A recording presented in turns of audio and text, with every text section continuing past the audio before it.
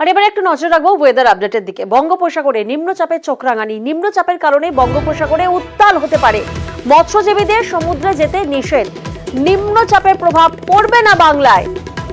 বঙ্গোপসাগরে নিম্নচাপের চোখ রাঙানি, কলকাতায় বৃষ্টির পরিমাণ কমে বাড়বে অস্বস্তি। আর দক্ষিণবঙ্গের দিকে যদি আমরা নজর রাখি, দক্ষিণবঙ্গের কয়েক জেলায় বিক্ষিপ্ত বৃষ্টির সম্ভাবনা রয়েছে। তবে এই নিম্নচাপের প্রভাব বাংলায় পড়বে না।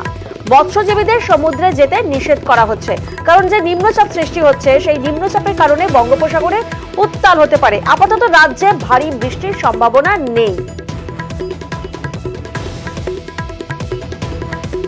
বঙ্গোপসাগরে নিম্নচাপের চোখ রাঙানি এবং নিম্নচাপের কারণেই বঙ্গোপসাগর উত্তাল হতে পারে, যার জেরে মৎস্যজীবীদের সমুদ্রে যেতে নিষেধ করা হচ্ছে।